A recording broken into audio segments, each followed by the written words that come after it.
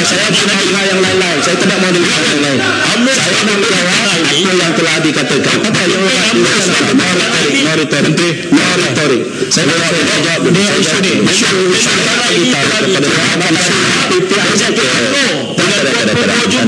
Kenapa tak dibeli?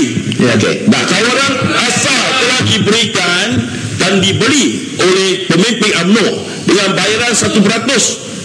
Kemudian tak beli. Kenapa? Okey, saya jawab. Jadi, dulu. saya tak mau yang penting ini saya bukan kerajaan Pulau Pinang yang memang duduk lah di forum yang betul.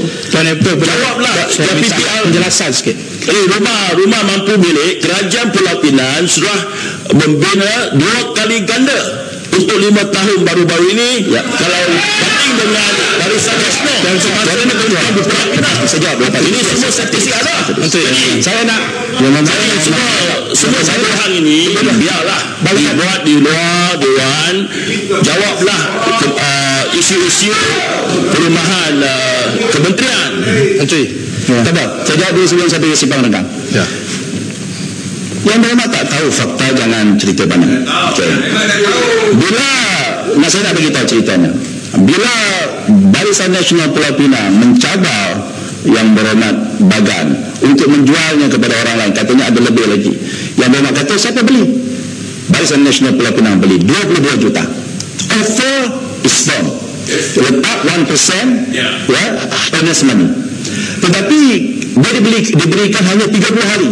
Bukan untuk membayar 9% lagi, iaitu untuk 10% down payment, tapi kerajaan negeri kata kena bayar in full 30 hari. Itu pun Barisan Nasional kata tak apa. Tetapi dia minta supaya kerajaan negeri memberikan syarat-syarat yang bakal dikenakan ke atas tanah tersebut. Kita kata okay, no problem, we give you the 22 million, tapi kita nak minta apa dia syarat-syarat dikenakan. Nanti kita beli tanah itu, kemudian kerajaan negeri kata hanya boleh buat parking lot saja. We don't know. Jadi beberapa kali kita minta kerajaan negeri nyatakan apa dia terma-terma yang nak diletakkan, syarat diletakkan. Kerajaan negeri tidak berminat untuk melayan permintaan kami. Okey.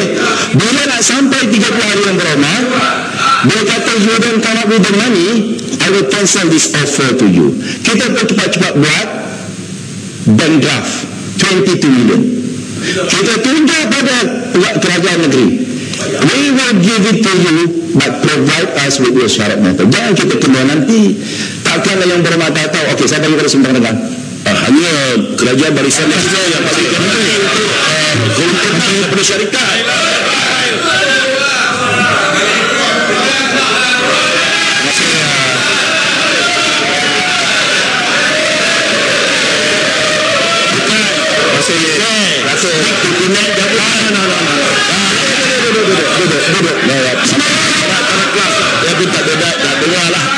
Dia one sided. Kita lawyer two sided.